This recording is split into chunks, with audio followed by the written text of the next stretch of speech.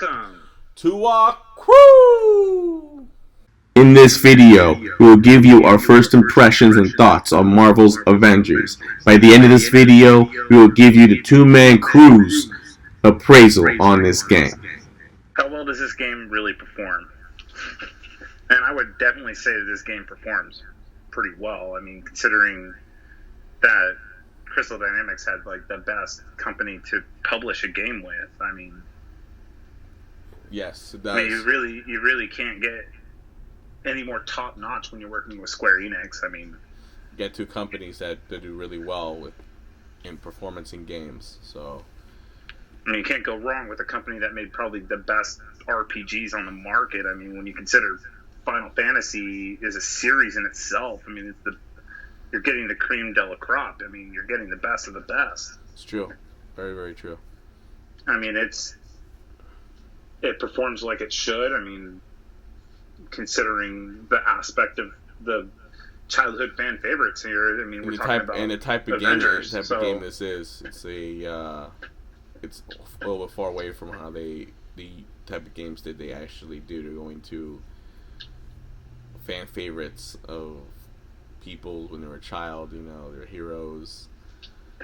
It's a whole different genre of game that they've gone into. Next question would be, how are the mechanics, and are the mechanics easy to learn? Yeah, I would say they are. I mean, it's not complicated. There's definitely a button smasher in some regard too, though. There's button smashing, but there's also a little bit learning you have to do with it. Not that much, but it's not that complicated, and it's not something you. I mean, there's no real true meta, though. I mean, when you consider like most RPGs, you would assume maybe a meta form of attack or some sort of real experience in the RPG realm. I mean, it's more of a broken down, easier to understand RPG.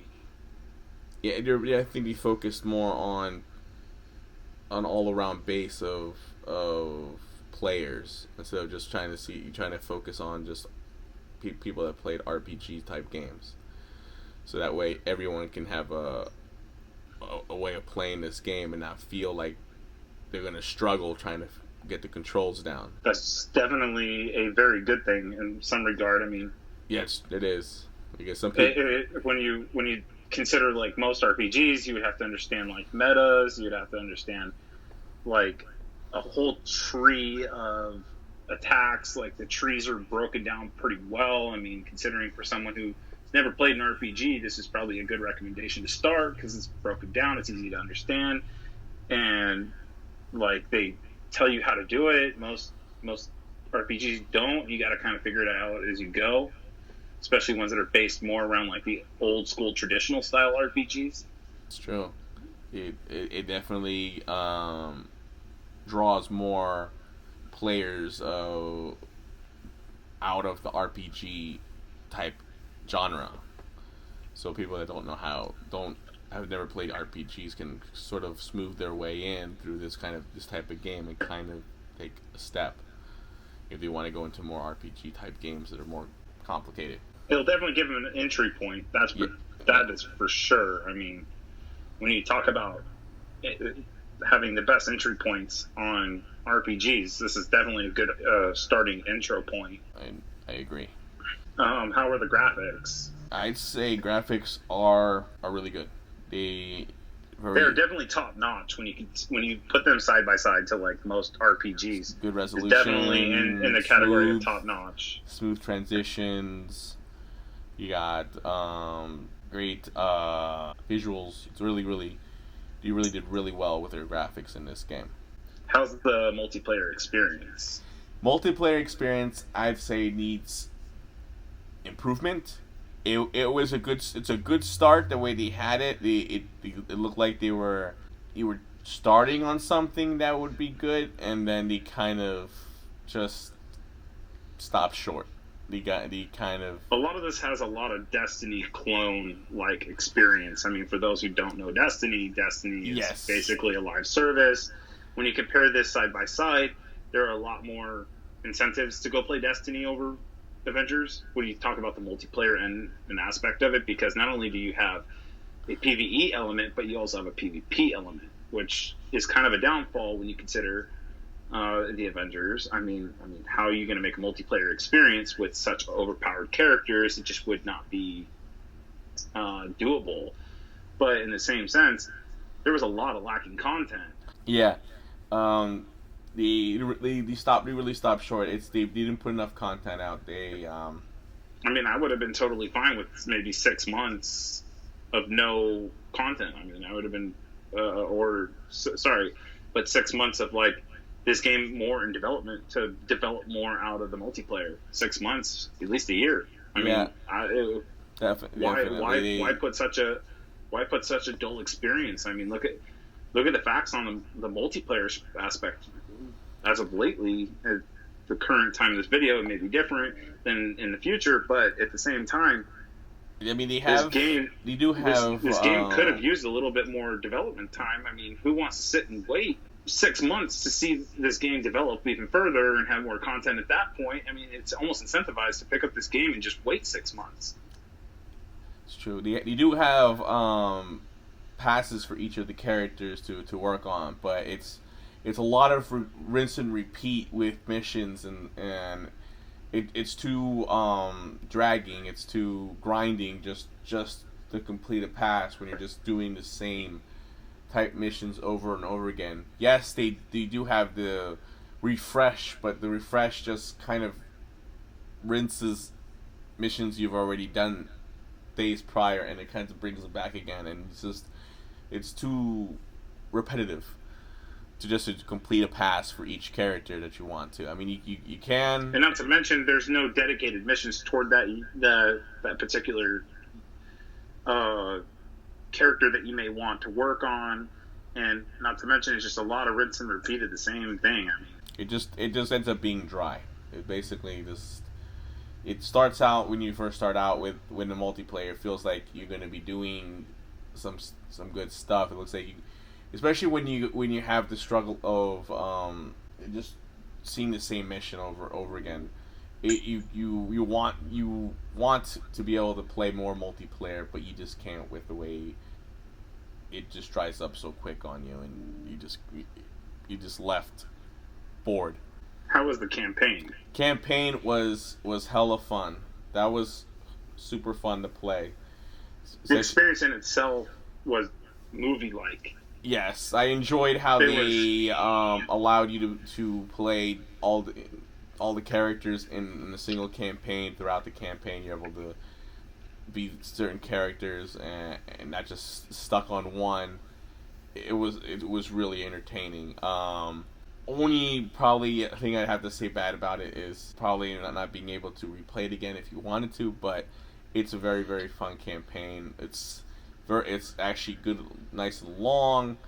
It's very action packed. I would definitely agree with the fact that replaying it would be great. Also, another thing I would like to note is, I know this is like more of a movie-like experience, but I would like to see the campaign have been a little bit longer. Yes, when you consider Square Enix and you consider Final Fantasy's background, most games like that are 70 plus hours. When you look at on paper a 13-hour game with Square Enix's name on it, it kind of feels a little short considering you look at the history. A little bit longer and maybe replayability would have gone a long way. The Avengers Initiative. It's kind of like replaying some of the missions, but at the same time, it doesn't have that movie-like experience. It's true. It definitely is. It definitely is fun. It definitely keeps you wanting to play it more, play it continuously. It keeps you very attracted to the game, to the campaign, and with the characters you get to play as, it makes it so much more fun. The scene by scene was just like, give me more, give me more, give me more. It's so action packed that when you finish that campaign, you kind of feel it would feel great. It was a great campaign. You were able to complete. But you also feel kind of a little disappointed because it was kind of like short. You kind of felt like it should have been longer. But it was very, very, very fun. I do wish I could play that campaign again. Definitely agree with that. How was the audio? Was there any difficulties with the audio? Audio for majority of the game in campaign, I would say, was good. There was no skipping. I didn't hear any skipping. There was good sound effects. Sound effects were fantastic. I would say in this game, especially with a lot of the characters like Hulk and Thor with his hammer. It just was amazing. It was amazing sound effects. I would say there was some problems with audio where there was times where you'd be playing and all of a sudden you'd lose audio and all of a sudden you're just basically playing a muted game is what it felt like. It did ruin some experience. It could ruin some experience for some people who would enjoy this game. Besides that though, good. It was the audio throughout the game was really really well. I thought the audio was great. I mean, considering like when you heard like the charge ups from Iron Man and Thor throwing his hammer, like it felt authentic and like something you would expect out of a Marvel Avengers movie. I mean, it was top notch. I mean, all the sound effects sounded like they had just ripped out all the sounds from the movies and just threw them into the game. I mean, it was incredible. The difficulties seem to be like they're fixed. I haven't encountered any. As far as difficulties with audio, I mean, some of them appeared to be fixed according to Square Enix. The other thing about how their audio went was how they incorporated like little quips between characters, especially with Iron Man who likes to say little jokes, and how they incorporated those. That was really really well done. We went the extra mile with their audio and character voices. That was really really well done. Are there any glitches / technical difficulties?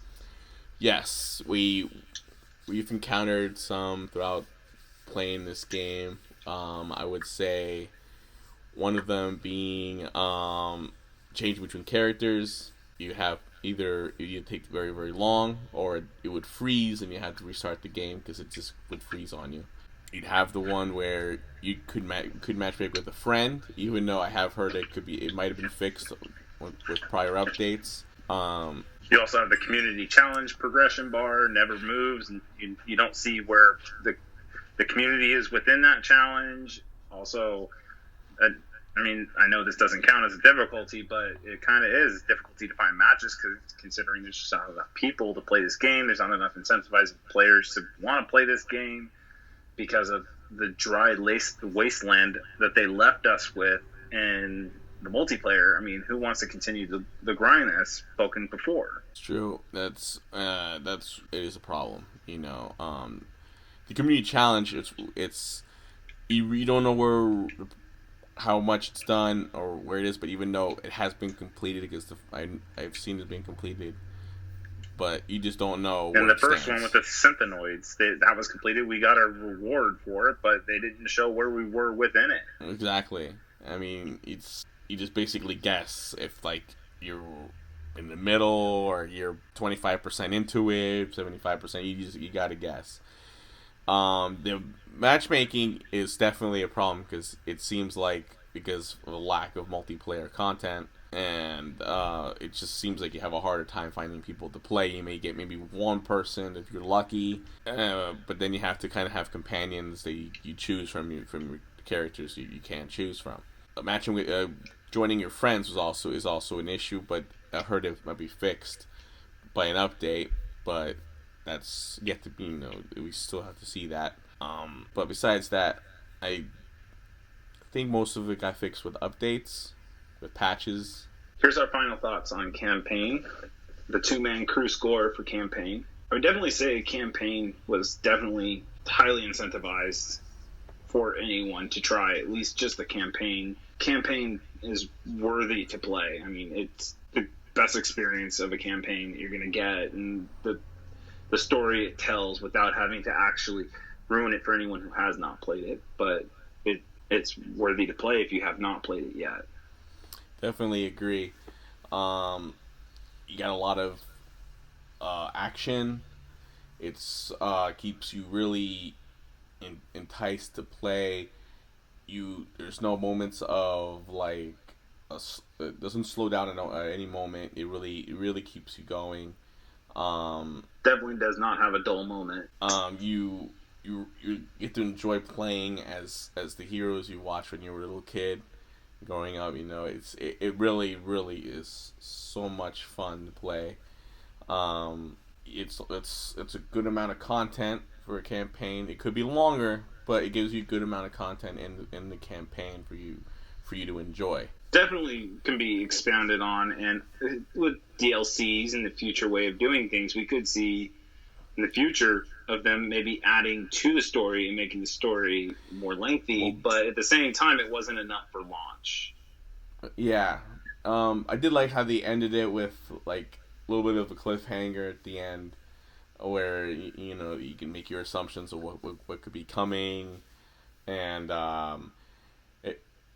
I could have my guess as they may do like something similar, not probably the same, but something similar to how Spider-Man game has its DLCs with extra stories that come in as well. It has its DLC stories, so you could probably incorporate something like that into this game, but in their own way, and add to the story, or add some side stories. So it's like a small extra campaign that comes in and makes it a little bit more make it more fun. You never know. And the only difference with that is this is how they're going to incorporate new opportunities in the story with new characters. Is they can give like a whole new experience every single time a new character comes in, a new story to go along with it, where the Avengers go out and they do something together and develop onto that story as a new opportunity to keep the game fresh. Are they doing it quick enough? No. I mean, considering the times that we're in right now, you got COVID, you have all these other situations taking place, people are working from home. I mean, it's quite some times that we're living in.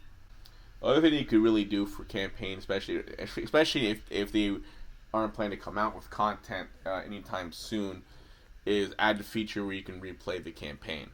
So that way there's like players that, you know what, I can replay the campaign and have something to do. It's a little fun because the campaign was really fun. It's worthy of replay. Definitely worthy of replay. But what if, like, in scenarios that they do add to the campaign with these new characters that they'll be bringing in, what if for those 2 months after at this point they bring out another character? What about those people who, let's just say they continue it off, these people who may not remember what happened last? I mean, they will then have to remember mentally? I mean, replayability in the campaign would be great. Yeah, it definitely will come in handy. As far as a score, what do you think the score should be, man? I give it an 8. Yeah, that's where I sit with it too, about an 8. I mean, yeah, it was good. Like we discussed, there was definitely stuff definitely. Here's our final thoughts on multiplayer and its score. Multiplayer is just bad. It started out really well, I'd say. You really thought it was going to go somewhere, and then once you just started getting into it, it just really went downhill. It was just it went quickly downhill. It went from 100 to 0 real fast.